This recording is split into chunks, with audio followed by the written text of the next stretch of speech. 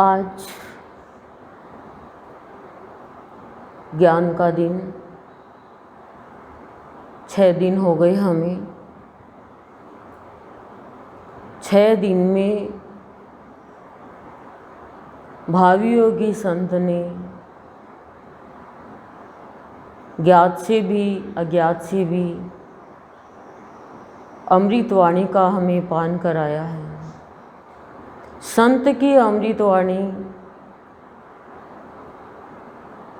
यदि भूले भटके भी कोई पी ले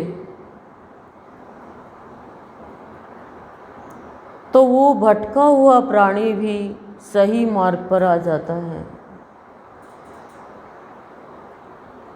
क्योंकि संत हमें हमारे स्वयं का ज्ञान करवाते हैं।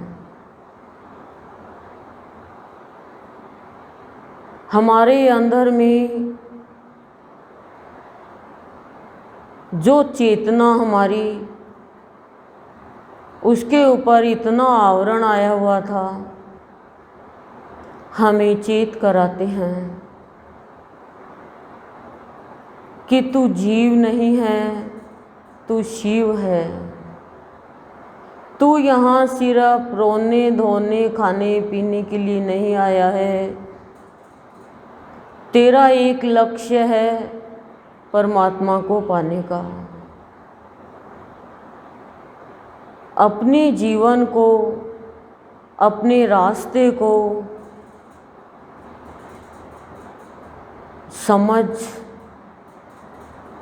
समझेगा जब संत की शरण में आकर के संत के चरणों में समर्पित होगा। संत कहते हैं कि प्यार तुम्हें कहीं और से नहीं लाना, तुम्हारे ही अंदर है। मैं तो बस उत्पन्न कर देता हूँ, उसके ऊपर से ढक्कन हटा देता हूँ। ज्ञान तुम्हारे ही अंदर है, लेकिन तुम बोलते ही हो। बोलने के साथ यदि तुम्हारे अंदर प्राप्त करने की चाह होगी तो कोई भी रोक नहीं सकता। आगे से आगे व्यवस्था हो जाएगी। जैसे कल क्या बताया कि मनुष्य अपने मन के ऊपर निर्भर रहता है।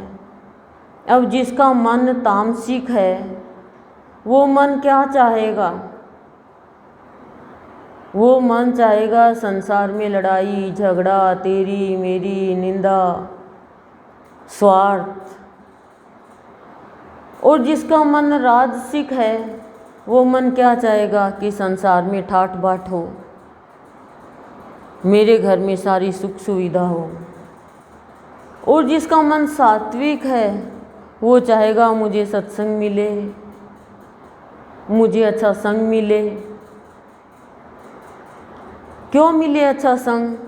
क्योंकि संग का ही प्रभाव मनुष्य के मन पर पड़ता है। अच्छा संग हमें अच्छाई की ओर लेके जाएगा और बुरा संग हमें बुराई की ओर लेके जाएगा। संग का बहुत प्रभाव पड़ता है, लेकिन सत्संग का भी प्रभाव पड़ता है। जैसे दुर्योधन ने संग किया शकुनी का, तो दुर्योधन ने चालाकी सीख ली, छल कपट सीख लिया। और कर्ण ने दुर्योधन का संग किया तो कर्ण की अच्छाई भी खत्म हो गई, बुराई में बदलने लग गई। तो संग का बहुत बड़ा महत्व है।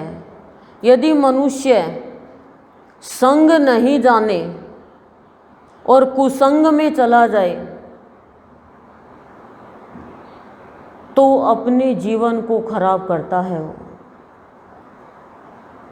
इसलिए सबसे पहले संग का ध्यान रखो कि हमारा संग कैसा है। यदि शराब पीने वाले का संग है तो कभी ना कभी एक ढक्कन पिला ही देगा। क्यों पिला देगा? क्योंकि जब तक हमारे अंदर दृढ़ता नहीं है विचारों में, वो कैसे भी बहाने से पिला देगा। और हमारे साथ में संत है तो हम कहीं पर भी चले जाए संग का असर नहीं होगा। कुसंग वाले हमारे जीवन को ही लूट लेंगे, हमारी शांति को लूट लेंगे, हमें उस चौराहे पे लाके छोड़ देंगे कि हम किधर के ही नहीं रहेंगे।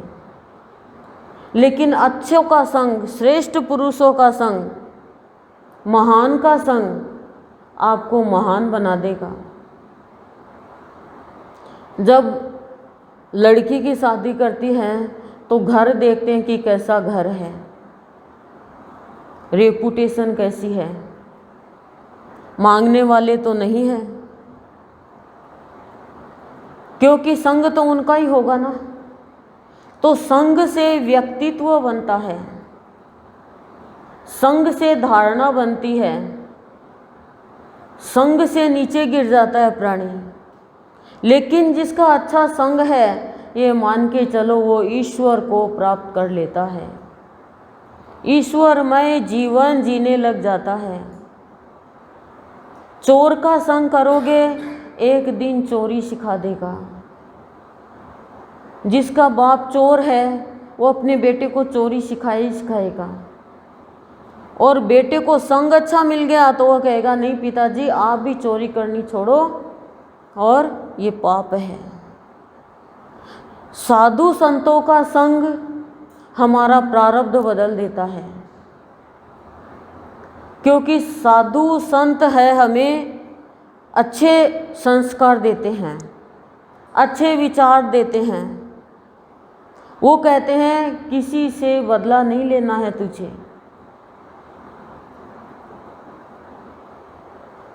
तेरे साथ में यदि किसी ने कुछ किया है उनको माफ़ कर तू, लेकिन तू बदला नहीं ले। और हमें जो संसार में लोग कहते हैं वो कहते हैं बदला नहीं लिया तो तू इंसान ही नहीं है।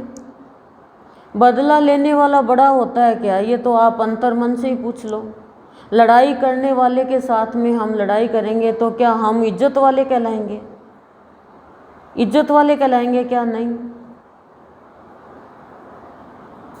लेकिन हम क्या करते हैं कि हम चुप कैसे बैठ जाएं? क्यों? क्योंकि हमें संगी ऐसा मिला है, प्रेरणा ही ऐसी दी जाती है हमें। हम क्षमा कर ही नहीं सकते किसी को। संत का संग दुर्भाग्य को भी सौभाग्य में बदल देता है, क्योंकि संत के जो साथ में वो बुरा कर्म करने नहीं देगा, बुरे रास्ते पे चलने नहीं देगा, बुरी दृष्टि रखने नहीं देगा, वो सात्विक जीवन जीने के लिए तैयार कर देगा। लेकिन दोनों ही जो संग करता है, बुरा भी करता है अच्छा भी करता है, वो इंसान विधवा है, क्योंकि उसका कोई नहीं है धनी, उसका धनी कोई नहीं है। अब आप कहोगे क्या सटीक बात की? सटीक। भगवान की तरफ भी भाग रहे हो और संसार की तरफ भी भाग रहे हो, तो उसका काम कैसे सदेगा? कैसे सदेगा उसका काम? वो इंसान सदुआ कैसे बनेगा? भागना तो भगवान की तरफ ही है। जो भगवान की तरफ भागता है दुनिया उसकी तरफ भागती है। क्यों? आपको सब्जी लेने जाना है तो आप क्या सोने चांदी के मार्केट में जाओगे क्या? कपड़े के मार्केट में जाओगे? सब्जी वाले की दुकान पे जाओगे?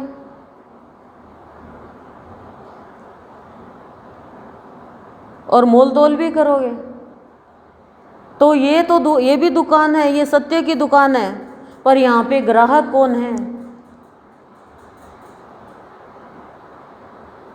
एक चोर अपने बेटे को कहता है कुछ भी करना लेकिन सत्संग में मत जाना, तू कुछ भी करना पर सत्संग में मत जाना। अच्छा, बेटे को तो मानना पड़ेगा कहना। अब वो बेटा एक दिन चोरी करके निकला, पुलिस पीछे हो गई, तो ऐसे पंडाल बंधा हुआ था, सत्संग चल रहा था, संत का प्रवचन चल रहा था, और कुछ तो दिखा नहीं, उसमें जाके बैठ गया। तो उसकी तो निगाह चोर की तो कि पुलिस आई है, लेकिन पुलिस को इतनी भीड़ में दिखा नहीं वो व्यक्ति। वो देखे, फिर वो सोचा यहाँ पे तो किस लिए आएगा, चोर तो भागा होगा कहीं पे। तो चली गई पुलिस। अब उसने एक बात सुनी सत्संग में कि भगवान की परछाई नहीं पड़ती। फिर उसके याद आया, अरे मेरे पापा ने कहा था, पिताजी ने, कि सत्संग में नहीं जाना। वो भाग गया। दूसरे दिन ऐसा संजोग बैठा कि पुलिस ने सोचा कि ये तो पकड़ में तो आ नहीं रहा है, क्या करें। तो हनुमान जी का रूप धर के सुबह सुबह पुलिस उसके दरवाजे पे चली गई। अब वो तो खुश हो गया कि भगवान मेरे दरवाजे पे आए। वो बोले अब भगवान आए तो प्रणाम तो करेंगे। प्रणाम किया तो उसकी छाया पड़ रही थी। छाया पड़ी थी तो उसने पुलिस को ही मारा और भाग गया, क्योंकि उसके याद आई बात कि भगवान की परछाई नहीं पड़ती है तो कोई और है। तो इतनी सी देर का सत्संग भी और एक शब्द भी उसके अंदर चला गया और उसको खराब रास्ते से बचा लिया। उसने उस दिन के बाद चोरी भी छोड़ दी कि सत्संग में अच्छी बात बताई जाती है। कबीर जी से लोग जलते थे, ईर्ष्या करते थे, तो एक नाचने गाने वाली को भेज दिया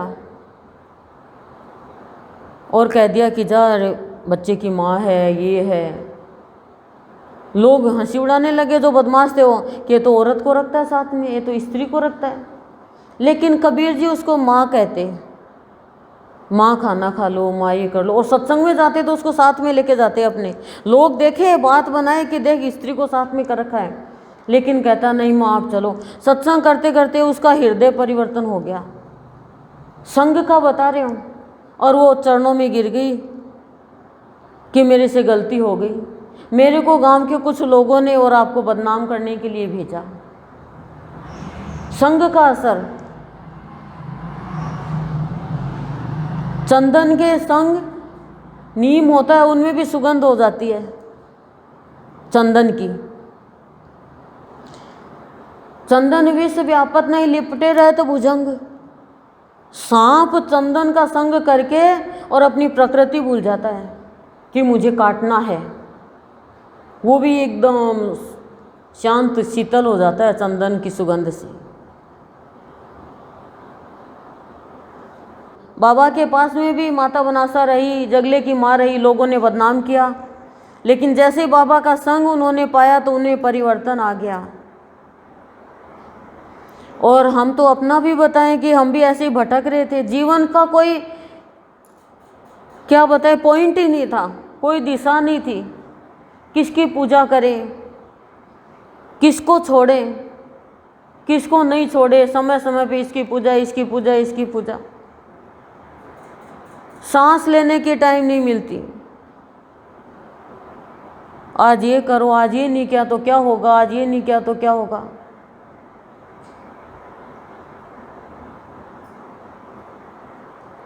तो जब संत मिले, संत का संग मिला, संत की अमृत वाणी का संग मिला, तो हृदय परिवर्तन हो गया। हृदय परिवर्तन क्या हो गया, हृदय पकड़ लेता है ये। और एक बात का ध्यान रखना, संत जल्दी से किसी को पकड़ता नहीं है, इस बात का ध्यान रखना। संत जल्दी से किसी को पकड़ता नहीं है, पकड़ लेता है उसको छोड़ता नहीं है। चाहे वो छोड़ के चला जाए, पर संत उसको नहीं छोड़ता है, क्योंकि संत से कोई तलाक तो ले नहीं सकता।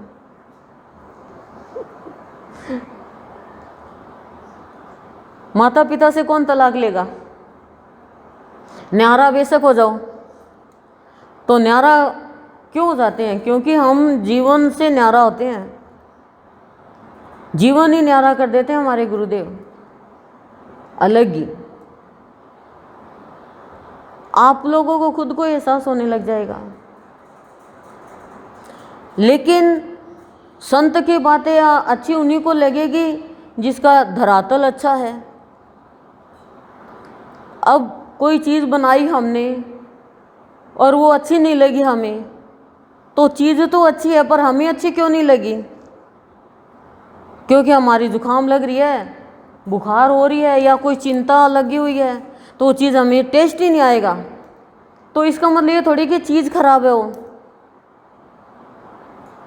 वो चीज़ खराब नहीं है, वो वस्तु खराब नहीं है, तो संत की बात खराब नहीं है, हमारा मन खराब है, इसलिए हमें संत की बात अच्छी नहीं लगती, हम हंसी उड़ाते हैं।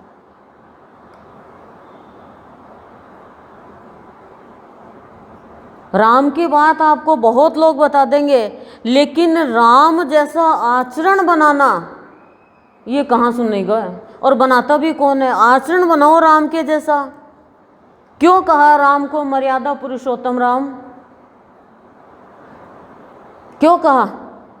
क्योंकि विपरीत स्थिति आने पर भी, कठिनाई आने पर भी अपने मन को नहीं उन्होंने खराब किया, प्रसन्नता खत्म नहीं करी उन्होंने। अब कोई कह देगा वो तो भगवान है, वो भगवान थे, भगवान है, तो हम क्या राक्षस हैं? हम क्या है फिर? हम भी तो भगवान के ही अंश हैं, पर हम क्या, बस इतने में काम खत्म होता तो करे ना, क्या फर्क पड़ता है?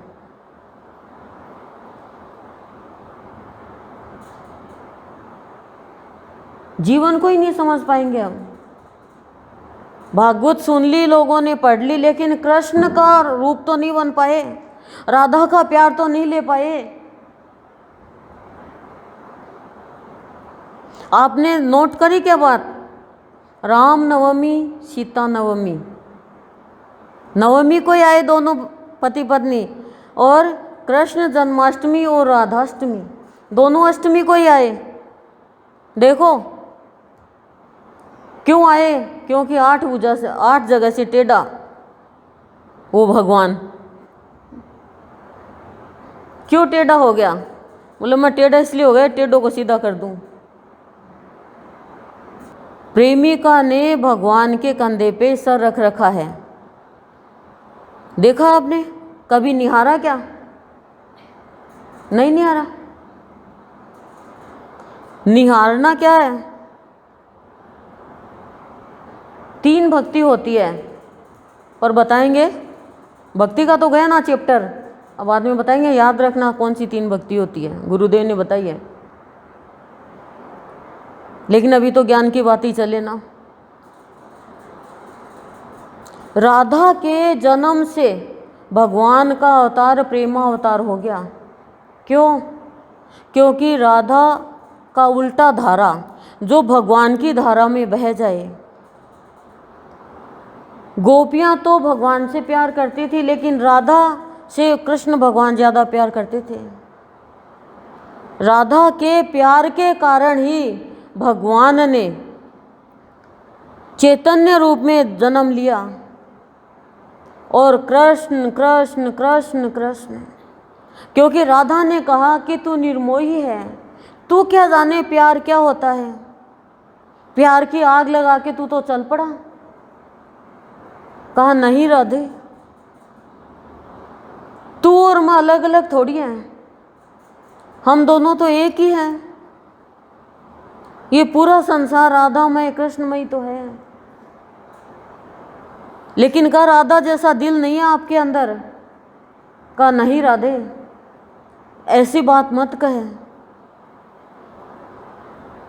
तब भगवान ने कहा ठीक है, अगले जन्म में मैं चैतन्य महाप्रभु के रूप में और राधा का अवतार लूंगा। तब उन्होंने कृष्ण कृष्ण कृष्ण कृष्ण की भक्ति करी। क्यों? दिल राधा का था। भगवान भी प्रेम के ऋणी होते हैं, तो राधा जैसा प्यार हम क्यों नहीं कर पाते? राधा जैसी भक्ति हम क्यों नहीं कर पाते? फिर तो भगवान से शादी करने की भी जरूरत नहीं है। शादी करी रुक्मणी से, लेकिन मंदिरों में प्रेमिका है, देख लो। प्रेम किसी और से, शादी किसी और से। भगवान प्रेम ठुकरा नहीं सकते। लेकिन राधा कृष्ण अलग नहीं है। देखो कृष्ण के जो भक्त वो किसको याद करते हैं? राधा को करते हैं। कृष्ण को बुलाना है तो राधा को याद करो। किसी भी माँ को खुश करना है तो उसके बच्चे को खुश कर दो, माँ अपने आप खुश हो जाएगी। और बच्चे को माँ और माँ से खुश करो, खुशी लेना चाहो, माँ कहेगी एक जा यहाँ से, मेरे छोरन तुरवा दी। चाहे पीहर में चले जाएं हम और हमारे बच्चों को ढंग से नहीं रखें तो हम वहाँ से भी भागेंगे। चाहे मुझे कुछ भी मत दो खाने के लिए, लेकिन मेरे बच्चों को दो। बच्चे परेशान हो वो माँ के बर्दाश्त नहीं होता है। और यही पति पत्नी का है। एक पत्नी से जानकारी है तो घर में सबका आना जाना हो जाता है, पति से है तो हो जाता है। तो यही भगवान के साथ रिश्ता होता है। आप मंदिरों में जाकर मूर्तियों के सामने बैठते हो, लेकिन भगवान के बनाए हुए बच्चों की बुराई करते हो, भगवान के बनाए हुए बच्चों को दुखी करते हो, निंदा करते हो, तो भगवान कैसे खुश होंगे? कैसे खुश होंगे भगवान, बताओ आप? क्योंकि वो सभी तो भगवान के बच्चे हैं। अब कोई बदमाश निकल जाए तो कोई अच्छा भी निकल जाए। वो बदमाशी करेगा वो फेल हो जाएगा, और जो अच्छा होगा वो पास हो जाएगा। लेकिन हम कैसे हैं, हमें तो ये देखना है। तो शरीर हमारा योग्य बन जाएगा, साध नहीं रहेगी इसमें, पर मन का साधन अच्छा लेना पड़ेगा। और कोई साधन मत लेके आओ भगवान के लिए चाहे, लेकिन मन अच्छा लेकर आओ। अच्छा नहीं है तो भगवान से कहो, हे भगवान मेरे मन में क्रोध आता है। मन में तो आता ना, मेरे मन में आता है ऐसी लगाऊं उसके एक थप्पड़। मेरे मन में आता आज तो आइसक्रीम खा लूँ, मेरे मन में आता आज तो सोऊं ही सोऊं, मेरे मन में आता आज तो ये करूं। मन ही हो गया सब कुछ। मन क्या हो गया तो समस्या हो गई फिर। लेकिन मन को कंट्रोल में करना आना चाहिए। सत्संग से मन शुद्ध होता है। सत्संग का संग जीवन बदल देता है, और कुसंग का संग भी जीवन बदल देता है। लेकिन एक जीवन खराब कर देता है, एक जीवन अच्छा कर देता है। संतों के साथ में तो कोई भी आया है उसका जीवन बदल गया। रत्नाकर डाकू है, ऋषि बन गए नारद जी के संग से। अंगुलीमाल है, हिंसक से अहिंसक बन गया महात्मा बुद्ध के संग से, उनकी बातों का संग किया। और हम क्या करते हैं, संग तो करना ही पड़ता है, क्या करें तो करो भैया, कौन छोड़ता है, मना करता है। यदि कोई संग नहीं करे, अच्छा संग नहीं हो तो अकेले रहो, भगवान का संग कर लो। लेकिन ऐसों का क्या संग जो जीवन ही बिगाड़ दे, जो जीवन ही खराब कर दे। तो क्या कह रहे हैं कि जब तक तुम्हारे भीतर का धरातल पवित्र नहीं होगा उसकी आवाज़ नहीं सुन पाओगे। वो भीतर से ऐसे बात करता है जैसे हम मनुष्य बात करते हैं, और जैसे हम उसकी आवाज़ सुनेंगे तो हमारा अभिमान खत्म हो जाएगा। जो हम अभिमान करते हैं, सबके अभिमान है, ऐसा नहीं है। एक बार एक किताब में पढ़ा था कि एक छिपकली छत के नीचे ऐसे चिपकी हुई थी, दूसरी छिपकली और आई, और दोनों कहते हैं आपस में बात कर रही है कि देख कितना हम छत का वजन उठाए हुए हैं, नहीं तो ये सारे मर जाए। उनको लगता है कि हमने वजन उठा रखा है।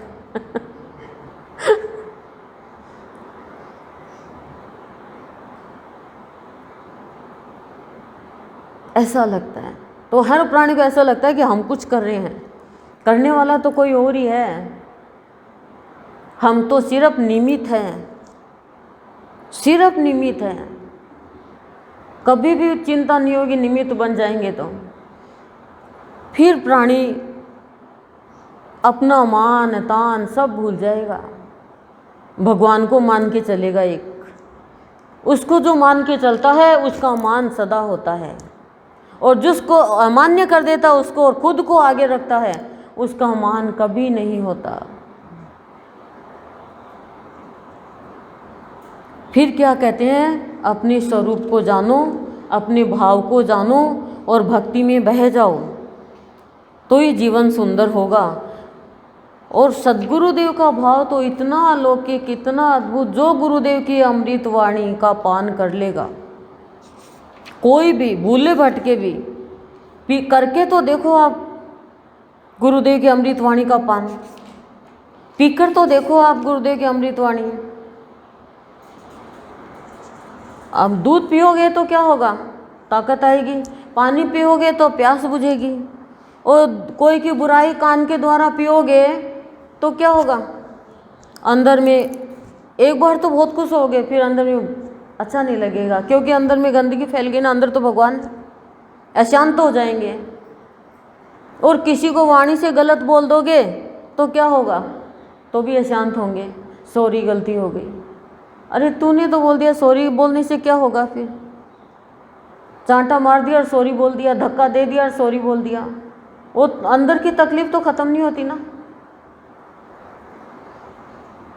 और संतों की अमृत वाणी पिएंगे तो क्या होगा,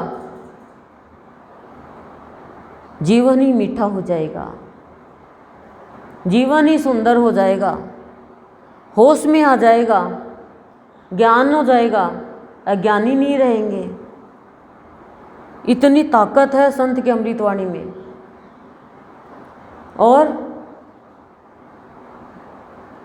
दवाई पियोगे तो ठीक हो जाओगे, और जहर पियोगे तो खत्म, और चाय पियोगे तो,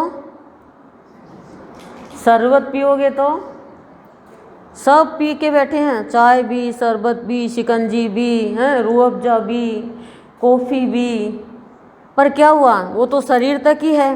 पर गुरु की अमृत वाणी हमारा मन बदल देती है। गुरु की अमृत वाणी का पान करेंगे तो हम अपने जीवन के रहस्य को समझ पाएंगे कि मुझे दुख क्यों होता है, मुझे चिंता क्यों होती है, मेरे जीवन में कठिनाई क्यों आती है, सबका रहस्य खुल जाएगा अमृत वाणी से। मेरे जीवन में जो कुछ भी घटित हो रहा है वो क्यों हो रहा है, मेरे साथ में ये सब दुर्व्यवहार क्यों कर रहे हैं, मेरे साथ में सद्व्यवहार क्यों चल रहा है, मैं स्त्री क्यों बनी, मैं पुरुष क्यों बना, मैं पशु क्यों बना, सारा सब कुछ पता चल जाए गुरु की अमृत वाणी से। क्यों, सबसे ज़्यादा ज्ञान है गुरु की वाणी में। लेकिन गुरु की वाणी के ऊपर विश्वास करना बहुत जरूरी है। विश्वास नहीं करोगे तो कुछ भी नहीं पाओगे। अब किसी को कह दिया कि तू भजन गा ले, और किसी को कह दिया कि तू गेट के ऊपर बैठ जा, जो भी आए उनको बोलना चप्पल सही रखे। किसी को कह दिया रसोई में चाय बना ले, किसी को कह दिया तू XYZ कोई भी काम कर ले। अब देखो, गुरु के वाक्य पे विश्वास है तो वो तो प्राप्त कर लेगा ज्ञान। मेरे को तो चप्पल के लिए बोल दिया, उसको तो देख ध्यान के लिए कह दिया, भजन के लिए कह दिया, वो तो पा लेगी और मैं कैसे पाऊंगी। वाक्य पे विश्वास नहीं है, मेरे को तो चाय के लिए बोल दिया और वो देख भजन गा रही है अपने, वो सत्संग सुन रही है। तो गुरु तो ये तो परीक्षा तो लेता ही है ना थोड़ी बहुत। तो गुरु ने कह दिया ये काम कर ले, तो ये मान लो कि मेरा भाग्य चमक गया। पर हम नहीं मानते इस बात को, इसीलिए हम मूर्ख के मूर्ख ही रह जाते हैं। बिना श्रद्धा के ज्ञान कैसे लोगे? श्रद्धावान लभते ज्ञानम, ज्ञान की प्राप्ति तो श्रद्धा से होगी। अब आप में श्रद्धा है ही नहीं गुरु के वाक्य के प्रति। ध्यान मूलम गुरोर मूर्ति, पूजा मूलम गुरोर पदम, मंत्र मूलम गुरोर वाक्यम, मंत्र मूलम गुरोर वाक्यम। बोलो, मंत्र मूलम गुरोर वाक्यम। बोलती हो ना, गुरु का वाक्य ही मंत्र है। मैं कितनी बार कहती हूँ, गुरुदेव को एक औरत आके कहती है, गुरुजी मेरा तो कुछ याद कौन रहा। गुरुजी बोला जा तो गधी है। दूसरे दिन आए, गुरुजी थे तो मैंने गधी बता दी। बोल गुरुजी बोले तू तो बोली मेरे याद ही कौन रहे। यह बात तेरे कहाँ याद रही। तो गुरु तो ऐसे झटका दे देते हैं।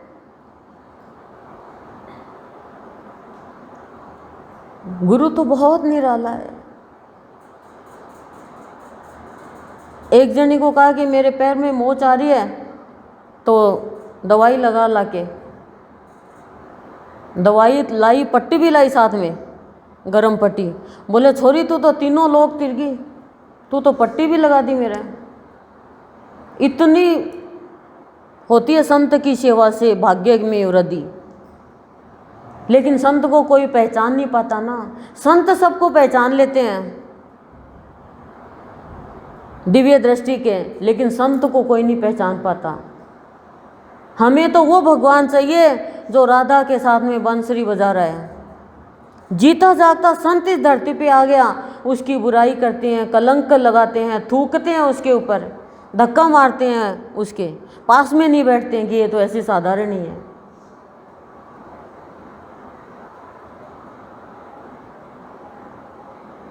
कौन पहचानेगा गुरु को। और मुक्ति मूलम, गुरु की कृपा के बिना मुक्ति नहीं मिल सकती। इस बात का ध्यान रखना। क्यों? क्योंकि गुरुर ब्रह्मा गुरुर विष्णु गुरुर साक्षात महेश्वर है। गुरु ही तो सब कुछ है। लेकिन बिना श्रद्धा के, कोई कहते हैं कि गुरु कहाँ है आजकल। गुरु तो है लेकिन शिष्य कहाँ है। शिष्य वो होता ना जो गुरु के वाक्य पे विश्वास करे।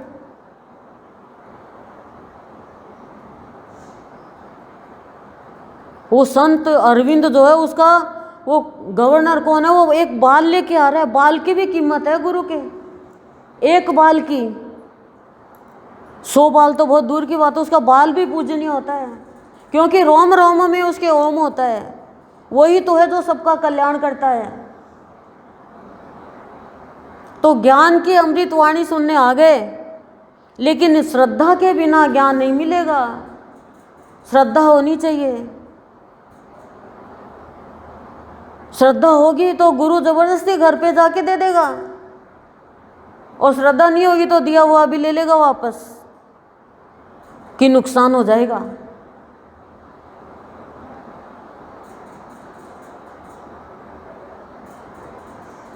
जैसे ही हम गुरु की अमृत वाणी को पीते हैं, हम भक्ति में प्रवेश करते हैं। इतने भक्ति में प्रवेश नहीं करना हो। आप सब देख ले जो सत्संग कर रहे हो, तो भक्ति में प्रवेश कहाँ किया। बस वेश को ही देखते रहे, बाहर बाहर कोई कर्मकांड, कोई भक्ति मानते रहे। भक्ति में प्रवेश करने का मतलब क्या होता है?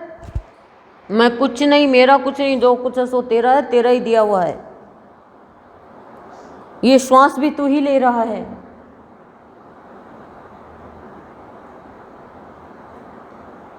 भक्ति में प्रवेश का मतलब होता है काम क्रोध मोह मद लोभ मात्सर्य का परिवर्तन। जैसे बहू घर में प्रवेश करती है, प्रवेश ही नहीं करे तो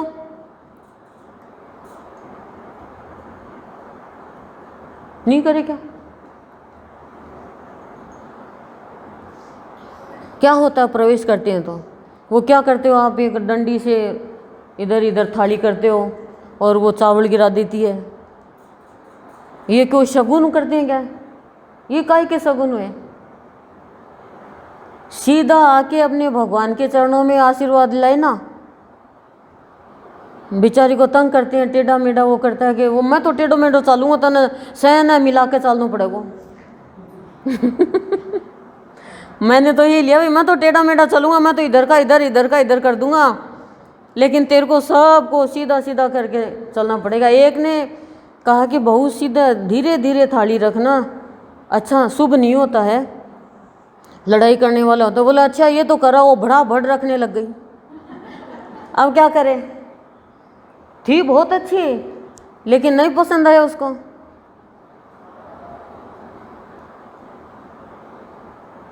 गृहस्थी बहुत अच्छी चलाई उसने, पर इसमें है क्या? और आते अनाज तो पहले गिरा दे, वो चावल के लिए पैर मार तू चावल के। अरे अनाज तो देवता होता है। एक तरफ तो चावल हम टीका लगाने के बाद लगाते हैं, एक तरफ कहते हैं तू पैर मार, तो अन्न तो देवता होता है। तो हम देख, किसी ने मार दिया होगा और हमारी वो परंपरा चल पड़ी। पर हम तो सत्संगी हैं, हमें तो बहुत सोच समझ के देखना चाहिए क्या है क्या नहीं।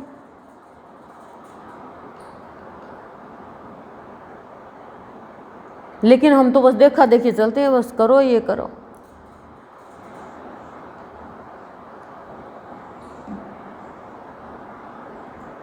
तो भक्ति में प्रवेश जो कर जाता है, उसके जीवन में उसकी प्रकृति, उसका स्वभाव भगवान के गुणों से भरने लग जाता है। फिर वो कोई भ्रम में, कोई अंधविश्वास में, इनमें नहीं जाता। हम तो बहुत अंधविश्वास में चले जाते हैं, और ये दुनिया के कहने से तो हम भक्ति करते हैं, देखा देखी। इस भक्ति में शांति कहाँ? जहां हम गए वहीं के वहीं रह जाएंगे। खाली बुद्धि से ही हम भक्ति करते रहते हैं। फिर हम समझ पाएंगे जब भक्ति में प्रवेश करेंगे तब, कि हनुमान ने भक्ति कैसी की, प्रहलाद की भक्ति कैसी थी, उनकी जय जयकार क्यों बोली जाती है, माता बनासा के बाबा गुरुदेव के साथ जय जयकार क्यों बोली जाती है। प्रहलाद की भक्ति कैसी थी? तू नारायण नहीं बोलेगा, तू नारायण की पूजा नहीं करेगा, आज आपको ये कह देना आपको सत्संग में नहीं आने देंगे, तो आप जबरदस्ती आओगी, और कह रहे आओ तो आप कह रहे ना घर में ही तो काम 7 दिन मुश्किल से निकला। ऐसा है मनुष्य का व्यवहार। और अभी मना कर दे प्रहलाद के जैसे, तो आप जबरदस्ती छुप छुप, हाँ क्या हुआ सत्संग में, क्या हुआ सत्संग में, और ऐसे सत्संग को ऐसे ले रहे हो जैसे कोई खिल्ली भुगड़ा हो, जैसे यहाँ पे कोई फ्री में मिल रहा हो कुछ। सत्संग को तुच्छ समझोगे ना, कभी भी स्वच्छ नहीं बन पाओगे। सत्संग करने वाला बहुत महान हो जाता है। दासी पुत्र नारद भी ऋषि बन गया। जिसके भाग्य में 5 रुपए लिखा हुआ होता ना, उसका भाग्य में 5 लाख रुपए लिख देते हैं संत है वो। भाग्य तो संत ही बदलते हैं ना। हमारे बाबा के पास में जय सीडी में लोग बैठे, बोले कोई भाग्य नहीं बदल सकता, कोई रेख की मेख नहीं बदल सकता। बाबा बोले बता, तू बता पहले तेरे रेख की क्या लिखा भाग्य में, मैं बदलूं तेरी रेख की मेख। इतनी बड़ी शक्ति होती है संतों में। लेकिन फिर भी हम संत को यूं ही समझते हैं, संत के यहाँ उत्सव होगा तो भाग जाएंगे, नहीं हमारी तो कुल देवी कुल देवता। क्या कुल देवी कुल देवता? आकुल व्याकुल मिट्टी क्या आपकी? एक बहन गई, बोले कुल देवी है, गुरुदेव का सत्संग छोड़ के सुहाग की चीज लेके गई और उसने फेंक दिया पंडित ने सारी, और रुपए था जेब में डाल लिया। पछताई, ये क्या हुआ। और मंदिरों में जाते हैं तो दर्शन ही नहीं कर सकते। हम भी चले गए एक बार मंदिर में, अरे भगवान ही नहीं देखे थे। बोले चलो चलो, वापस लाइन में लगे, भगवान तो देखे। फिर बोले चलो, अरे भगवान तो देखने, अरे देख लिया भगवान, अरे वे क्या भक्ति हुई। और फिर क्या लेके आए, गाड़ी के भी रुपए लगे, थके भी। फिर आए तो बाबा बोले तेरे को श्याम का दर्शन करना है कि राम का करना, ले मैं कराऊं। उस दिन से छूट गया। तो संत की भक्ति से स्थिरता आती है, चंचलता खत्म होती है, एकाग्रता आती है। तब संत हमें गृहस्थ जीवन में रहने की श्रेष्ठता का आशीर्वाद देता है। तब देता है वो, ऐसे कैसे दे देगा। 500 की चीज है और आपसे मांगे वो 1000, तो आप दे दोगे क्या? और यदि बाई चांस दे भी दोगी तो वापस पटको उसके आगे कि ले 500 रुपये भी रख, और ये चीज़ भी रख लेनी, मेरे रुपये दे 1000। तुरंत। इसमें तो आप धोखा नहीं खाओगे, लेकिन भक्ति में पता नहीं क्यों धोखा खा जाते हैं। हनुमान की भक्ति कैसी थी? हर पल राम के कार्य, जो भी कार्य किए राम के, पहले राम के कार्य कर रहे हो। राम के काज संवारे, सिया की खोज करी। और हम किसके कार्य कर रहे हैं? कितना हम भक्ति का कार्य करते हैं, मुंह और छुपा लेते हैं हम तो। भाग्योदय होता है।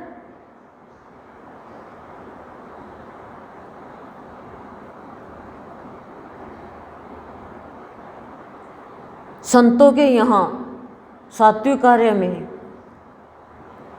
लेकिन हमारे अंदर श्रद्धा नहीं है ना, हमारा धरातल अच्छा नहीं है। क्यों माता बनासा की जय बोली जाती है गुरुदेव बाबा के साथ में?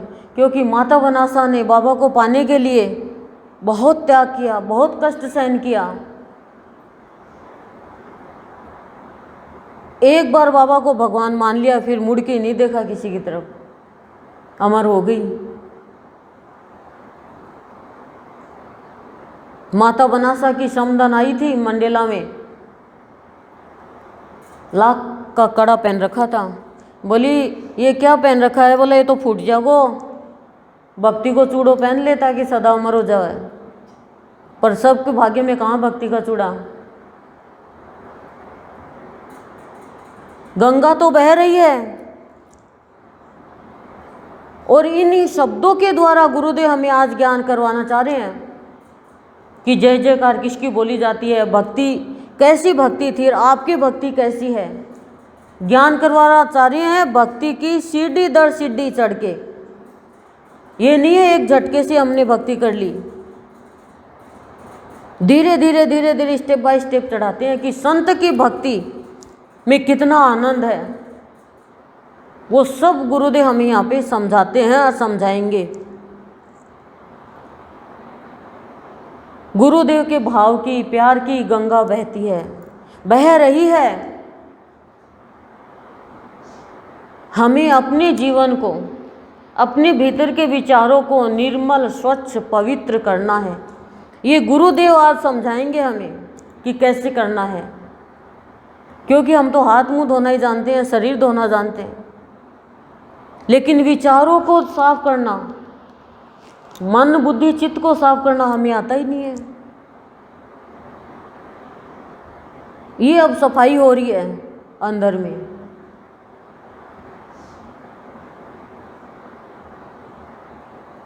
हम स्थूल वस्तुओं में इतने चले गए कि हम ये भी भूल गए कि ये मानव का तन मिला है, इसका मर्म क्या है। इस मानव तन का मर्म है क्या? किस लिए मिला ये मनुष्य का जीवन? क्या लक्ष्य है हमारा? छोटी छोटी बातों पे दुखी हो जाते हैं, छोटी छोटी बातों पे चिंता करने लग जाते हैं। किसी ने जरा सा कुछ अपशब्द भी बोल दिया तो बस उसी को लेके बैठ जाएंगे, मुंह फुला लेंगे, नाराज हो जाएंगे, एक की 10 सुना देंगे। ये कोई ज़िंदगी थोड़ी है हमारी। भगवान के सामने बैठ के हम भगवान से 2 बात तो करें, हमें फुर्सत ही नहीं है, टाइम ही नहीं है। तब गुरुदेव हमें सूक्ष्म भक्ति का मर्म समझाएंगे कि मनुष्य जीवन मिला है ये जीव भाव के लिए नहीं, शिव भाव में आने के लिए मिला है तुझे। तू इस जीवन को पहचान, ये कितना अलौकिक है, तू मेरा ही दूसरा रूप है।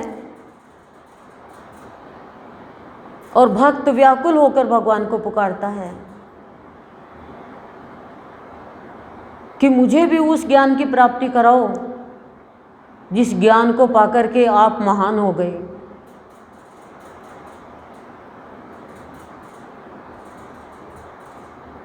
पूजा का मर्म बताएंगे कि जो हम पूजा यदि कर्म समझ के कर रहे हैं तो कर्म ही हो जाएगा। एक पूजा तो भाव से की जाती है, प्यार से की जाती है।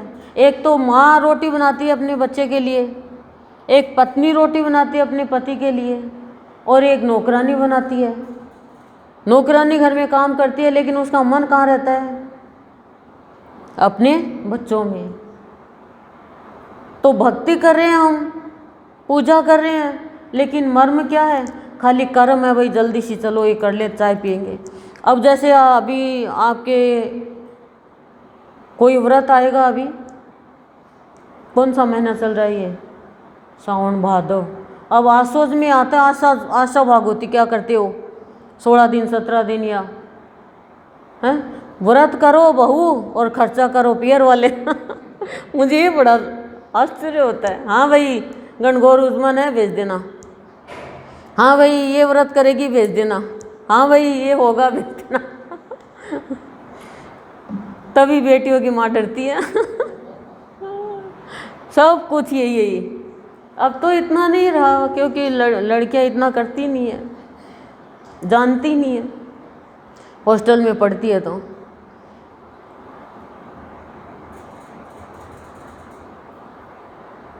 तो मनुष्य जीवन शिव रूप के लिए मिला है। सूक्ष्म भक्ति को जान पाए हम कि आत्मा से भगवान का मिलन हो, भगवान का स्मरण अंदर ही अंदर करें। हम तो स्थूल भक्ति कर रहे हैं, वस्तुओं से भगवान को खुश कर रहे हैं,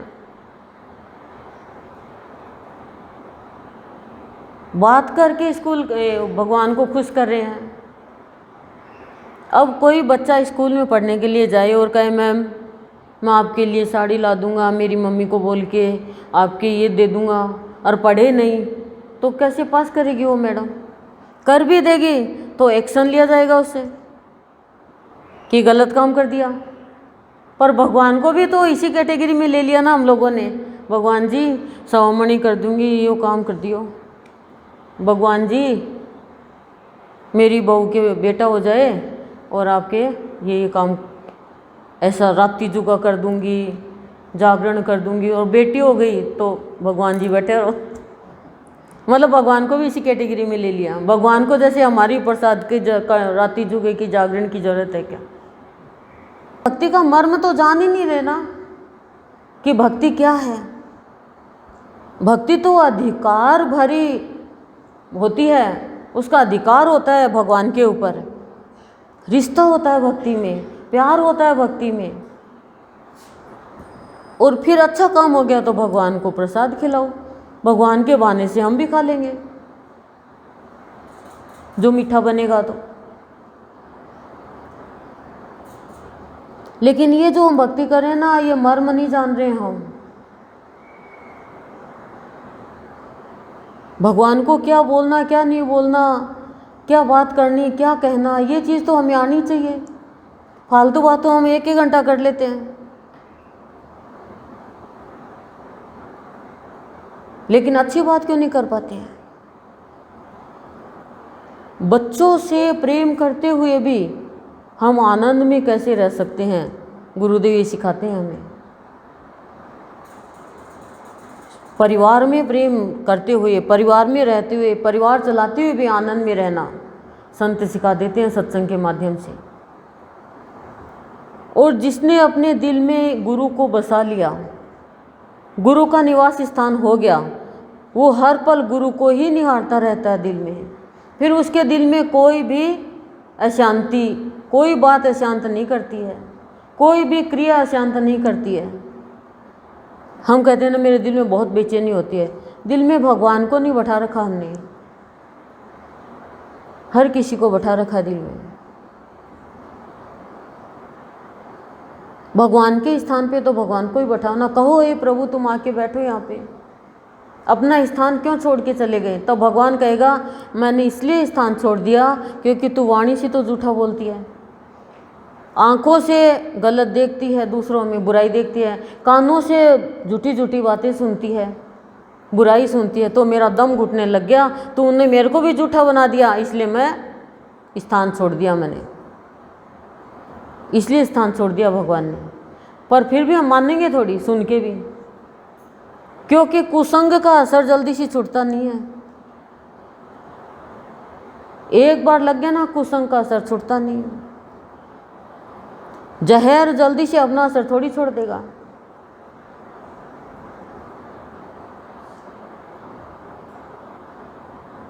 इतनी बड़ी शक्ति लेकर हमारे गुरुदेव आए हैं कि हर प्राणी का जीवन बदल देंगे। ये भाव का वो आसमान है, हम जहाँ भी जाएंगे भाव की बरसात कर देंगे। लेकिन ये भी हमसे ये चाहते हैं कि भाव की बरसात करें मेरे बच्चे। जब ऐसा हमारा जीवन हो जाएगा और हृदय में हमारे भगवान बैठ जाएंगे, फिर हमें लेन देन करनी आएगी। आप सोचेंगे वाह, लेन देन ही तो ज़रूरी है।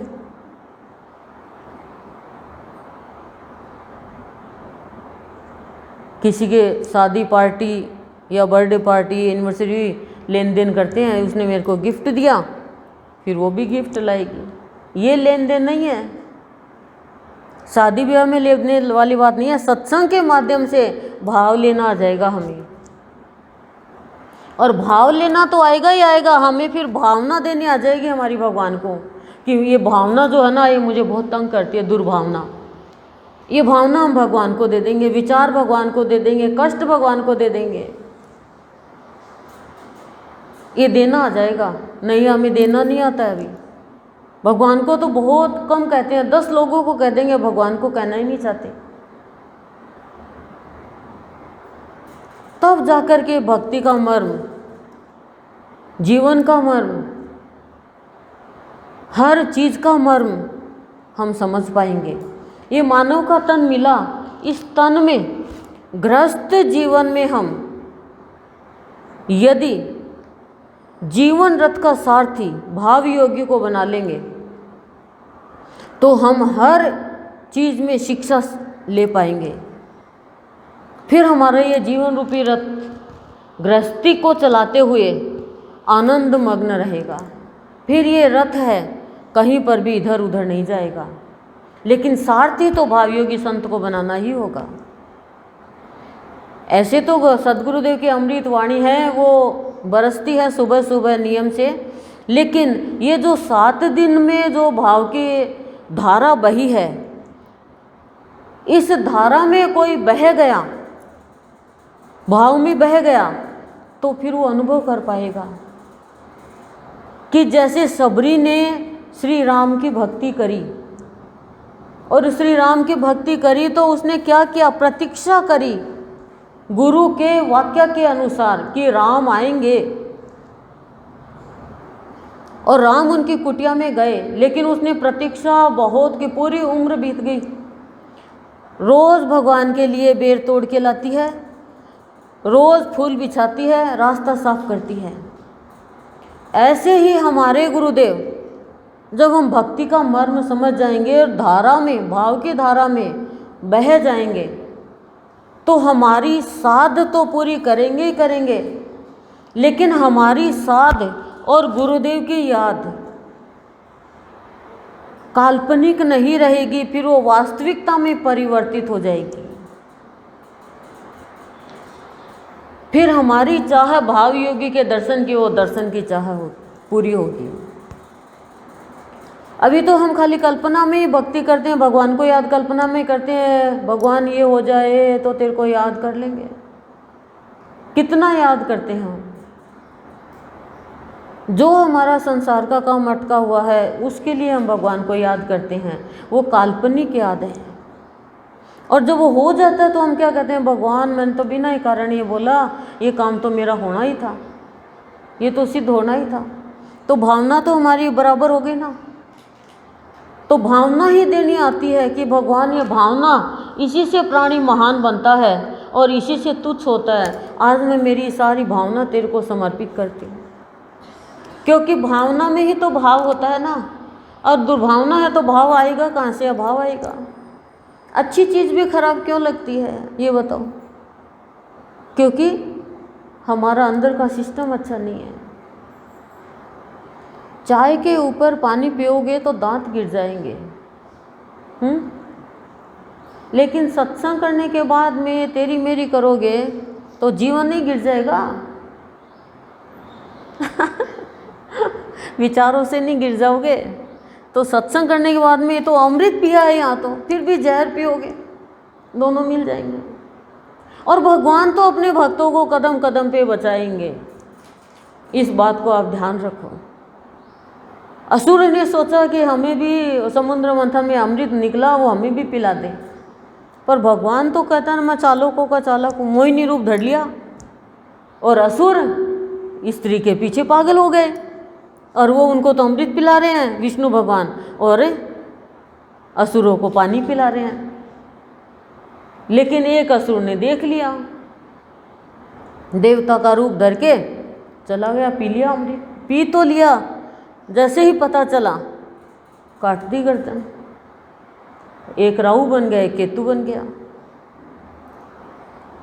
दो हिस्से हो गए ना। अब असुर कहते हैं भगवान छलिया है, भगवान छल करता है। लेकिन भगवान ने छल क्यों किया? भगवान तो निश्चल है, पर धर्म को बचाने के लिए छल भी करना पड़े तो भगवान ने सिखाया करना ही पड़ेगा। धर्म को तो बचाना ही पड़ेगा ना। वो छल नहीं है, वो निश्चल है, वो छल नहीं कहलाएगा। तब राहु ने कहा कि मैं तो अमर हो गया, अमृत पी लिया मैंने तो, लेकिन मैं चंद्र और सूर्य आप लोगों को नहीं छोड़ूंगा।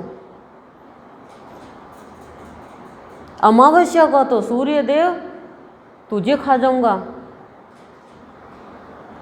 और पूर्णिमा को चंद्रदेव तुझे निगल जाऊंगा। क्यों? पूर्णिमा को ही तो पूरा चांद होता है ना।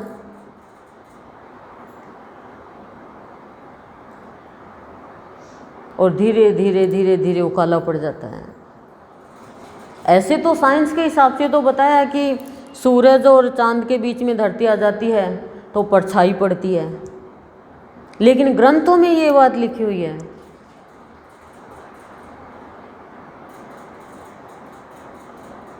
तुरंत शंख चक्र गदा पद्म लेके अपना रूप धर लिया। तो विष्णु भगवान ने तो बहुत बचाया है अपने भक्तों को, देवताओं को। अधर्म को कभी भी ऊपर आने नहीं दिया। और हम में से भी यदि कोई अधर्म के रास्ते पे चलता है तो उसको कोई नहीं बचाएगा, चाहे वो भक्ति करो। भक्ति रावण ने करी थी, भक्तो हिरण्यकश्यपु ने भी करी थी, बहुत क्लिष्ट साधना करी थी। लेकिन कोई भक्ति करके भगवान के भक्त को सताए, किसी को सताए, तो भगवान कैसे माफ़ कर देंगे उसको, कैसे अमर बना देंगे उसको। इसीलिए सत्संग की ज़रूरत है। अब आप ये सोचो मैं जामुन भी नहीं लगाऊं और मेरा दही भी जम जाए, ऐसा कैसे होगा? वो तो दही खराब हो जाएगा। अब आप ये सोचो कि मैं सत्संग में भी नहीं आऊं, भगवान की बात भी नहीं सुनूं और मैं भगवान बन जाऊं, मेरे सारे कार्य भी सिद्ध हो जाए और मैं अमर भी हो जाऊं, बताओ कैसे होगा? आप ये सोचते हो कि भाई चलो 1 महीने से एक बार प्रसाद खिला दिया, भगवान के लिए ड्रेस कर दी, भगवान के लिए कुछ खर्च कर दिया, कुछ दान धर्म कर दिया ये तो बहुत छोटी सोच है। ये तो भगवान ने हमें अवसर दिया करने का, खुश होना चाहिए। भगवान मेरे को रोज अवसर मिले, उठो जागो, अमृतस्य पुत्रम, अमृत के पुत्र हो तुम, अमृत प्राप्त करो। भगवान आए राम उनकी कुटिया में और उसको नवदा भक्ति का ज्ञान दिया, नवदा भक्ति का वरदान दिया, आशीर्वाद दिया। ऐसे हमारे गुरुदेव हमारी साध पूरी करते हैं, हमें दर्शन देते हैं। और फिर क्या करते हैं? ये ध्यान से सुनना, कान खोल लो कोई के रुके हुए तो। आकाश के जैसे दिगंबर भाव में रहना सिखाते हैं। कोई अपने भावों में छल कपट नहीं, एक बच्चे के जैसे। दिगंबर भाव मतलब उसके ऊपर कोई ही पॉलिश नहीं। हम बोलते तो झूठ और सत्य बना के बोल देते हैं ना। दिगंबर भाव यानी विशाल भाव। और भावों में इतना धैर्य, इतनी सहन शक्ति दे देते हैं कि चाहे कैसी से कैसी स्थिति आ जाए उसमें भी वो पार कर जाता है। सहन शक्ति नहीं होगी, कोई माँ कहेगी देखो भाई डॉक्टर साहब 4 महीने हो गए प्रेग्नेंट हुए, बच्चा कर दो मेरे, तो बच्चे से हाथ तो बैठेगी। टाइम पे बच्चा होगा, पूरा होगा, बच्चा कहेगा रिजल्ट ना, बीच में रिजल्ट दे दो, कैसे होगा? होगा क्या? कुछ नहीं होगा। तो धैर्य तो चाहिए। किसान बीच में फसल काट लेगा तो क्या खाएगा? सहन शक्ति है ही नहीं हमारे अंदर। किसी ने जरा सा इतना कहो, हम तो गुस्से में आग बबूला हो गए। सहन शक्ति राम जी के देखो कितनी सहन शक्ति, संतों में कितनी सहन शक्ति। तो सहन शक्ति तो होनी चाहिए। कोई की जरा सी बात ही नहीं सुन सकेंगे तो आगे बड़े काम कैसे करेंगे? और पीठ पीछे तो राजा की बुराई होती है। तो आप कौन से खेत की मूली हो? कौन से खेत की मूली हो? मूली नहीं है ना हम तो मूल से निकल के आए हैं, आत्मा है। और पीठ पीछे के आगे भी यदि कोई बुराई कर दे तो क्या आपका बिगड़ रहा है?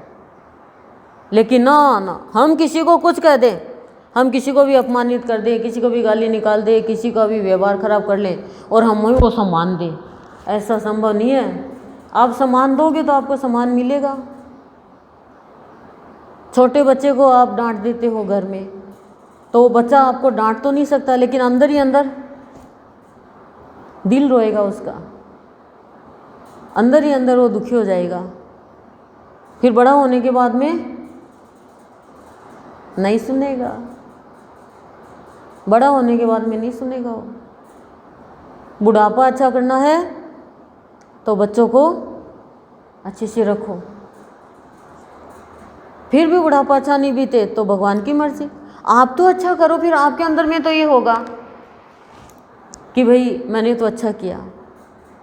एक बहू आती है घर में तो सास कहती है, जा दादी सास को, एक अलग ही बर्तन रख रखी है, सारे अलग ही कपड़े दिया। तो वो बहू कहती है, मम्मी फिर आप बूढ़े हो जाओगे तो आपको भी ऐसे ही रखेंगे हम, इसलिए उठा के रख लेते हैं बर्तन वगैरह सारे। इतने में सास के झटका आया सीधा। खुद करते हैं तो नहीं है लेकिन पोते के बहू ने झटका दिला दिया कि तू तेरी सास के साथ करे तो मैं जो दे। मेरी मम्मी ने कहा तेरी सास जो करे वही तू करना। हालांकि उसकी मम्मी ने तो कहा ही नहीं होगा, लेकिन उसने युक्ति से बोला, नहीं नहीं बेटा, नहीं नहीं ये तो गलती हो गई, अपनी सास को अंदर लिया ही और ढंग से रखने लग गई। तो खुद के ऊपर आता ना मनुष्य के ऊपर, तो वो समझता है, सोचता है। नहीं, कहाँ समझता सोचता है वो। बाकी तो देखो, सेवा बेटे की, बहू की, जो की कोई की लिखे है वो प्रारब्ध में लिखे वही होगी, नहीं तो बिल्कुल भी नहीं हो सकती, चाहकर भी नहीं हो सकती। ले ही नहीं सकता लेने वाला। बेटे बहू चाहेंगे तो भी सास ससुर नहीं ले सकेंगे, सास ससुर चाहेंगे तो भी बेटे बहू नहीं कर सकेंगे। सब प्रारब्ध का लिखा है, इसलिए दुखी तो होना ही नहीं चाहिए। श्वासों की कीमत करनी सिखाएंगे, एक एक श्वास पे भगवान का नाम, एक एक श्वास पे। हमारे श्वास तो व्यर्थ गए। हीरे मोती से भी कीमती है श्वास, श्वास निकला और ख़त्म कहानी। हीरे मोती से भी कीमती है श्वास। एक आदमी अपनी पत्नी से लड़ाई करके आ गया, नदी किनारे बैठ गया पेड़ का सहारा लेके, और ऐसे बैठा बैठा नदी थी ऐसे फेंकता गया, निकाल निकाल के। कोई गठड़ी पड़ी थी, सवेरा हो गया, वैसे देखा आँख खोल के सवेरा हो गया तो चमक रहा था। अरे पत्थर के भरोसे हीरे फेंक दिए उसने, एक हीरा रख लिया, अंधेरे में फेंक दिया बस। तो वो हीरा क्या है? हमारे श्वास। हम ऐसे फेंकते जा रहे हैं, खाने पीने, सोने, उठने, बैठने, इधर उधर की बातों में। काम करो हाथ से, अंदर में भगवान का नाम चलने दो, चैतन्य जागृत हो जाएगा अंदर में। वाणी में ओज देंगे, फिर वाणी में तेज आएगा। संतों की वाणी में बहुत तेज होता है, हमारी वाणी में तेज कहाँ? जो झूठ बोलेगा उसकी वाणी में कहाँ तेज होगा? करते रह जाएगा, नहीं तो वाणी में एकदम तेज होगा। और भावों की शीतलता देंगे, फिर शीतलता आ जाएगी। फिर क्रोध, ईर्ष्या, जो अंदर में हमारे जलाने वाले विचार वो खत्म हो जाएंगे। और तब ज्ञान की प्राप्ति होगी और छटा बिखेर देंगे, अपनी चमक, अपनी प्रभा, अपना प्रकाश फैला देंगे मनुष्य के जीवन के ऊपर। बाहर से तो साधारण इंसान ही रहेगा, अंदर से विशेष हो जाएगा।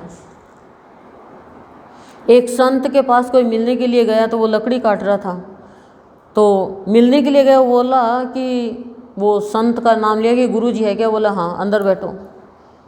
फिर लकड़ी काट के फिर वो अंदर कपड़े चेंज करके गए। बोले हाँ बोलो भाई, उस संत से नाम लिया, क्या काम था? बोला आप भी थे, लकड़ी काट रहे थे अभी।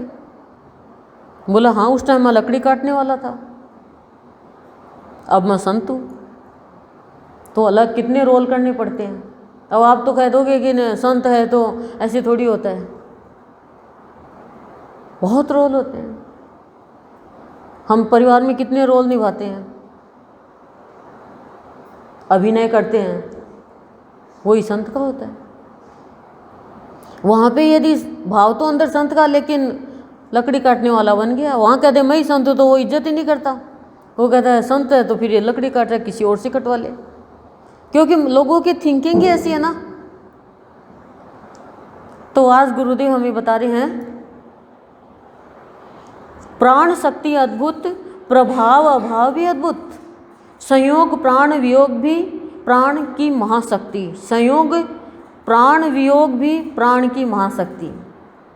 क्या है ये प्राण? क्या है? ब्रह्मा विष्णु महेश, जो हमारी श्वास चल रही, कहते प्राण निकल गए, तो कह रहे हैं प्राण जो मिले हुए हैं इसके अद्भुत शक्ति है। इस महाशक्ति का सदुपयोग कर लो, दुरुपयोग मत करो। जो प्राणों से वियोग हो जाएगा, निकल जाएगा वो ईश्वर अंदर से, फिर कुछ नहीं कर सकोगे। तो ये प्राणों का प्रभाव डालो दूसरों पे, ताकि अभाव खत्म हो जाए, नहीं तो प्राण निकल जाएंगे। प्राण शक्ति है तब तक ही ऊर्जा है, तब तक ही हम जिंदा हैं। तो इन प्राण को समझो, समझाओ इनको अंदर में। कहते हैं ना कि प्राणों में बैठा वो भगवान, तो प्राणेश्वर वो है, योगेश्वर वो है, भुवनेश्वर वो है, वो हमारे ही अंदर में बैठा है प्राण रूप में। उसको समझो, उसको देखो, लेकिन कब? जब ज्ञान होगा कि मेरे भीतर में हड्डी है, मांस है, मज्जा है, चमड़ी है, ये तो सब बाहर का है, लेकिन प्राण रूप में भगवान बैठा है। वो तेज है, सब जगह प्राणवायु बह रही है, उस प्राणवायु के कारण ही हम जिंदा है। तो उन प्राणों के बिना कुछ ही नहीं रहेगा। तो उस प्राणों से जुड़ो, उस ईश्वर से जुड़ो, उस परमात्मा से जुड़ो, ताकि जीवन महाशक्ति में मिल जाए। दूसरी है मधुर मुस्कान पर त्रिभुवन नृत्य कर रहे हैं, ये कौन है? माया। संपूर्ण वैभव भी जिसे तृप्ति न दे सका, और यह कौन है? ये काया। माया काया ही संसार है, स्वयं नित्य चिर शाश्वत है। हर प्राणी भगवान का दूसरा रूप है। आपने टीवी में देखा होगा, ब्रह्मा जी सबको पैदा करते हैं, फिर मनु और शत्रुपा को पैदा करते हैं कि मेरा ही रूप हर प्राणी होगा। तो तभी कहते हैं ये सृष्टि ब्रह्ममय है, पर हमने भ्रम डाल दिया। भ्रम के कारण हमारे अंदर बैठे भगवान हमें नजर नहीं आते, माया के कारण। ये जो हम देखो, भगवान ने क्या, सीता जी ने क्या धरा? अपना मायावी रूप। असली रूप तो अग्नि में प्रवेश कर गया था, अग्निदेव को सौंप दिया था। शूर्पणखा ने मायावी रूप धरा, सुंदर। तो हमारा वास्तव में जो रूप है वो माया के कारण हम नहीं पहचान पा रहे हैं। ये कभी लोभ आता है, ये माया का कारण है। ये मैं और मेरा माया का कारण है। माया क्या है? भ्रम है कि मैं कुछ कर दूंगा, मैं कुछ कर दूंगी, ये मेरा है, ये मेरा है, ये मेरा है। ये सब माया करवाती है। जब ज्ञान हो जाएगा तो पता चलेगा कि मेरा कुछ भी नहीं है, मेरा तो भगवान है, और जिसकी मैं पूजा कर रही हूँ वो भी मैं ही हूँ। उसमें और मेरे में कोई अंतर नहीं है। पर ये ज्ञान होगा कब? जो इतनी बातें बताई उनके मुताबिक हम चलेंगे। पढ़ने से खाली एक पांडित्य दर्शन कर देंगे, प्रदर्शन कर देंगे हम, लेकिन अनुभव जब तक नहीं करेंगे तब तक हम अधिकारी नहीं होंगे प्राप्ति के। और जब तक प्राप्ति नहीं होगी जन्म मरण की समाप्ति नहीं हो सकती।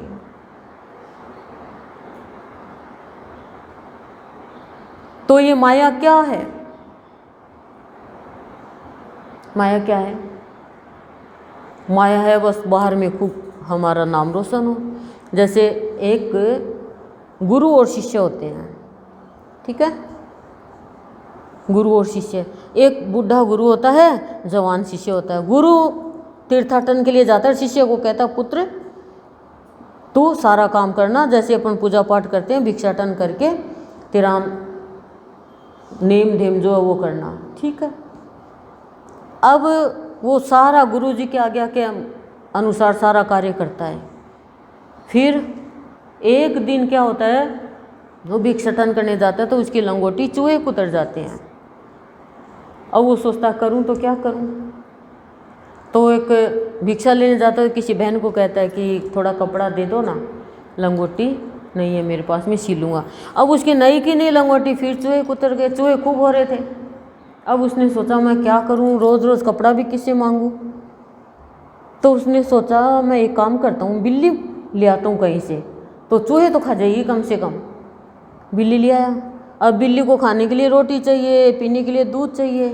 अब क्या करे, वो सोचा एक समस्या और को कम किया, दूसरी समस्या खड़ी हो गई। अब उसने सोचा एक काम करता हूँ, गाय ले आता हूँ तो दूध भी निकालूंगा, बिल्ली का पेट भर जाएगा और मेरे भी अच्छा हो जाएगा। गाय ले आया। गाय लाए तो गाय का काम बढ़ गया, गोबर उठाना, दोनों टाइम दूध निकालना गाय को, गाय घास फूस जो डालना वो डालना, दूध गर्म करना, दूध ज़्यादा हो जाए तो उसके में से मक्खन निकालना। अब वो सोचा मैं तो अच्छा फंसा, गुरुजी ने कहा वो तो मैं काम ही नहीं कर पा रहा। अब उसने सोचा कि मैं ऐसा करता हूँ, एक नौकरानी रख लेता हूँ। नौकरानी रख ली, सारा काम नौकरानी करने लगी। वो नौकरानी पत्नी बन गई, थोड़े दिन में पत्नी बन गई तो बच्चे हो गए, बच्चे हो गए तो झोपड़ियाँ उड़ गई, मकान हो गए। वहाँ पे वो तो पैंट शर्ट पहनने लग गया, साधु संग का ख़त्म। कुछ समय बाद में गुरुजी आए, वो चेला खड़ा था, बोले यहाँ पे मेरा एक चेला था, कुटिया थी। बोले गुरुजी मैं ही हूँ। तो ये बच्चे बोला मेरे ही हैं। ये क्या हुआ, उसने सारी बात बताई। बोले एक लंगोटी का कमाल। तो बोला बेटा ये माया है जग ठगनी, ये माया है, ये कमी ये कमी ये कमी ये कमी, एक पे एक परेशानी खड़ी करती रहती है। एक साड़ी देख लोगे, मेरे को तो ये साड़ी चाहिए, इसकी फैशन चल रही है। एक कोई कुर्ता देख लोगे, मेरे को तो ये कुर्ता चाहिए। जो मिल रहा है उसमें संतोष करो ना। बेचारे आदमियों को विदेश भेज देते हैं, उसको तो चाहिए नहीं, उसके तो अलमीरा में ज़्यादा से ज़्यादा 4 कपड़े मिलेंगे, 5 मिल जाएंगे, बाकी तो हमारी साड़ी कुर्ते सलवार ये एक पूरी भरी हुई। फिर भी कह रही है कौन सी पहनूं, क्या पहनूं। फिर भी वो तो कहेगा, बच्चे के भी छोड़ देंगे, कहेगा मैं पहन लूँगा, ये तूने छोड़ दिया तो। इतना भी है, कहीं भी देख लो आपके सबके तो पति है, कितने कपड़े हैं बेचारे के, और कितना कमाता है। सब कुछ पत्नी के नाम, सब कुछ खुद के नाम है ही नहीं, बच्चों के नाम। और कितना सस्ता काम कर देगी, औरत के नाम मकान चढ़ाए तो थोड़ा सस्ते में हो जाए, औरत टिकट ले तो सस्ते में हो जाए, ऑनलाइन कर दिया सारा। लेडीज फर्स्ट, ठीक है अच्छी बात है, ये तो अच्छा ही कर रहे हैं सब, लेकिन अच्छा ले। ये खाने पीने पहनने ओढ़ने के लिए इतना परेशान मत करो अपने हस्बैंड को। कम खा लो, मोटा पहन लो, लेकिन प्यार से रहो। एक माया का ही है, किसी के मकान का इनॉग्रेशन था, बड़ा मकान बनाया, घर पे आके कहा आप उससे अच्छी पोस्ट पे हो, आपसे नीची पोस्ट पे है। उसने इतना बड़ा मकान बना लिया और अपने यहाँ की कमरा। अब देखो रोल, चाय बनाई ठप, रोटी बनाई ठप, मुँह ही नहीं देखे आदमी का। आदमी एकदम तंग आ गया। सच्ची बात बता रही हूँ मैं आपको, घटी हुई। क्या करे, दोस्त मिला, क्या हुआ? बोले क्या करें यार, समस्या हो गई। मैं तो इनॉग्रेशन पे ले गया मकान का उद्घाटन पे, और उसने मकान बना। वो रिश्वत लेता है, मैं रिश्वत लेता नहीं। क्यों? क्योंकि मैं रिश्वत लेता नहीं, मेरा सिद्धांत है कि जितना मिलता उसी में संतोष। लेकिन अब क्या करें, पत्नी का पारा चढ़ गया। 15 दिन हो गए, मुँह ही नहीं देखे। तो जिसने दोस्त ने पूछा, वो जाता था सत्संग में, उसने अपने गुरुदेव को कहा, तो गुरुदेव बोले लेके आना। गुरुजी के पास लेके गया। डरता मरता क्या नहीं करता। कलह हो रही थी घर में, बुरी हाल। बोला तू मेरा धर्म भंग करेगी? तो लेके गए। गुरुजी ने कहा तू बहुत बड़े घर में लेके गया था, अब तू जो मैं बताता हूँ उस घर में लेके जा। सत्संग में आते थे, एक ही कमरा, उसी में खाना बनाते, उसी में मतलब रसोई उसी में, सोना भी उसी में। तो लेके गए। बोले पार्टी है, झूठी मूठी में किया देखो युक्ति से। और वो बोली तुम कैसे रहते हो एक कमरे में सारा? बोले घर तो प्यार से होता है, पति पत्नी के प्यार से, बड़े घर से कोई घर थोड़ी है ऐसा लड़ाई करते फिरे। तो शिक्षा दी उसको अच्छी। घर पे आते ही पैरों में गिर गई अपने पति के, मेरी गलती हो गई। संग, तो सत्संग ये अच्छी शिक्षा देता है, खराब नहीं देता है। संत है वो भी, उजड़ी हुई गृहस्थी भी बसा देता है, और संसार में बसी हुई भी उजाड़ देते हैं। प्यार, वो प्यार है क्या जो धन के ऊपर निर्भर हो? वो प्यार तो कोई और ही करती है। पत्नी पैसों से प्यार करेगी तो पत्नी है क्या? फिर वो तो और ही कोई होगी ना। पैसा अलग है, प्यार अलग है। जो इसमें लिखा हो तो मिले ही मिलेगा, चाहे आप कहो चाहे मत कहो। कुछ भी मत मांगो, मिलेगा। वो अपने भगवान से कहो, पर पति को तंग मत करो, मन यो ला के दो, मन यो ला के दो, मन यो ला के दो ना। नहीं जी, आप कमा रहे हो, मुझे बहुत संतुष्ट है, मुझे बहुत अच्छा लग रहा है। और अंदर ही अंदर कहो गुरुदेव मेरे को भी चाहिए। अब आप इतने इतने आयोजन कर रहे हो तो फिर मेरी इंसल्ट होती है। क्यों? संसार तो इंसल्ट करेगा ना। अंदर ही अंदर गुरुदेव से भी कहो। ये भी नहीं हम भूखे ही मर जाए क्या, और आदमी आलसी हो जाए क्या। वो बताया ना कि एक बार एक औरत ने कहा कि छान टूट गई कि बांध दो, बरसात आ जाएगी, बांधेंगे। तो वो क्या झाड़, आलसी था, झाड़ा लगाता था, तो किसी के नज़र हो गई, झाड़ा लगाया। तो उसने पत्नी ने सोचा क्या झाड़ा लगाता है, देखो तो सही। तो बोला आकाश बांधू, पाताल बांधू, समुद्र बांधू, सागर बांधू, हवा बांधू। बोला बांधी तू हवा, पली छान बांध। ये मंत्र कर रहा, आलसी था। तो ऐसे आलस्य में रहे तो भी सही नहीं है। तो ये माया जो है ना, ये जग ठगनी है, ये मनुष्य को भटका देती है, रुला देती है। और मायापति को पकड़ोगे फिर माया डोरे नहीं डालेगी।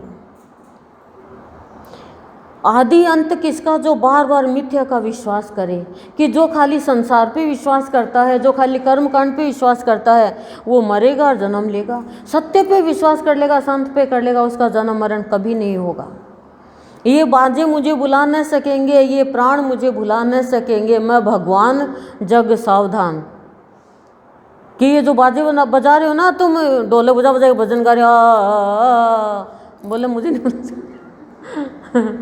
ये हारमोनियम बजाओ, ढोलक बजाओ, तबला बजाओ, कुछ भी बजाओ, चाहे दिल बजाओ ना अंदर से। और ये प्राण मुझे बुला नहीं सकेंगे। बोला प्राणों में तो मैं बैठा हूँ, बुला नहीं सकोगे।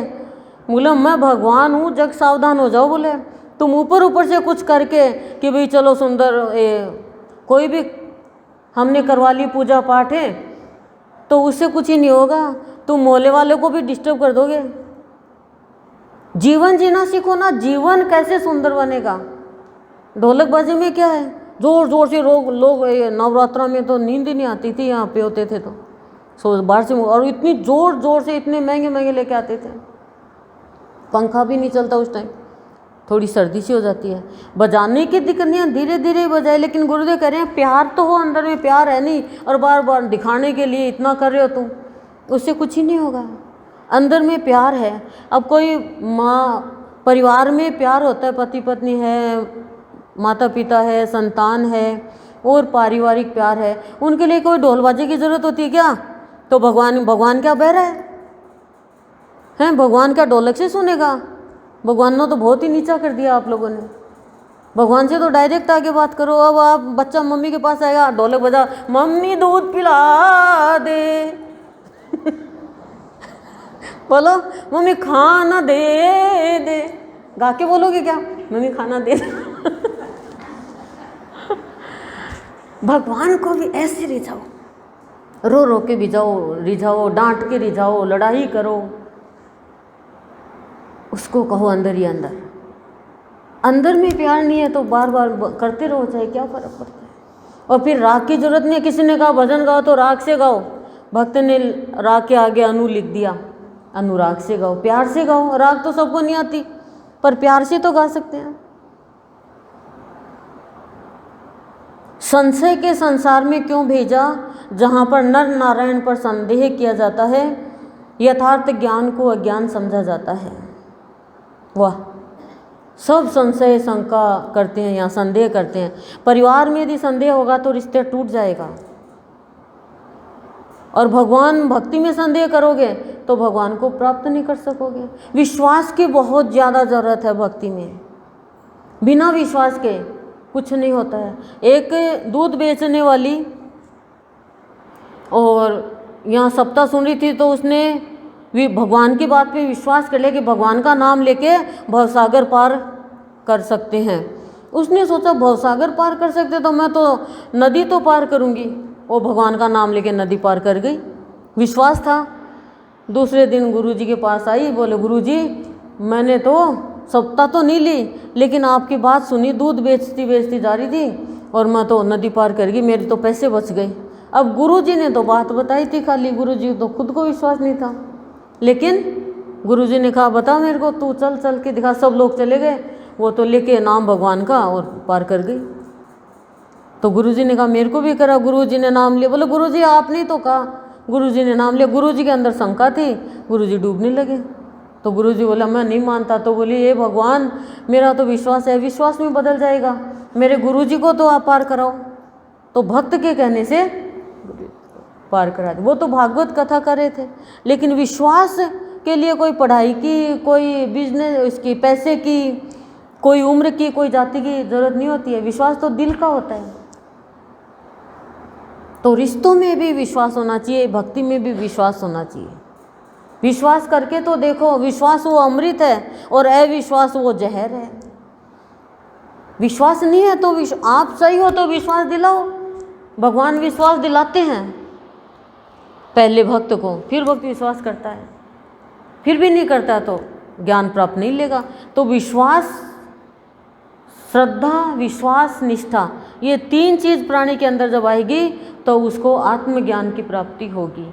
आत्मज्ञान की प्राप्ति होगी तो संदेह खत्म हो जाएगा कि भगवान मुझे बचाएगा कि नहीं बचाएगा, भगवान आएगा कि नहीं आएगा। ये जो संशय है ना नर नारायण का, कि नर ही नारायण है, भगवान ही तो नारायण है, लेकिन पहचाना नहीं। राम जी आए, कृष्ण आए, महावीर स्वामी आए, महात्मा बुद्ध आए, बाबा आए, हमारे गुरुदेव आए, रामकृष्ण परमहंस आए, चैतन्य महाप्रभु आए, मनुष्य का तो रूप लेकर आए। लेकिन आज यदि अभी गुरुदेव का साक्षात आ जाए और गुरुदेव कहे मैं गुरुदेव ना, हम हंसी उड़ाएंगे गुरुदेव की कि कोई आदमी पाखंडी आ गया। गुरुदेव तो सहशरीर है ही नहीं हमारे। मनुष्य का विश्वास जागृत ही नहीं होता बिना सत्संग के। गुणों के ऊपर होना चाहिए। शरीर तो देखो कैसा भी हो जाए, लेकिन गुण देखो, किसी का गुण, किसी का कार्य की भी कोई भी भगवान का रूप बन सकता है। न जाने कब किस में भगवान प्रकट जाए। तो किसी का भी अनादर तो मत करो, किसी का अपमान मत करो, किसी को गलत मत बोलो, कल्पना मत करो, वास्तविकता में जियो। ये जीवन क्या बार बार मिलने का है क्या? इतना समय मिला, इतना जीवन मिला, सुधार लो।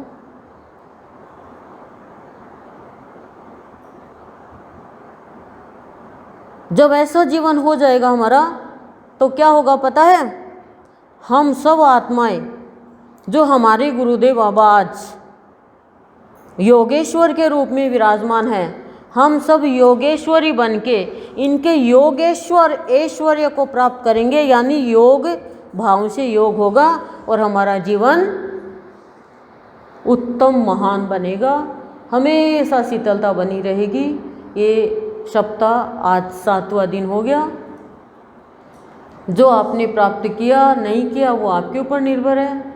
मैंने तो खूब दिया आप लोगों को, निमित्त बन के देने वाले गुरुदेव है। आप सोचो मैं बोल रही हूँ, मेरा एक भी शब्द नहीं है, जो बोले गुरुदेव ने बोले। ओम शांति शांति प्रशांति।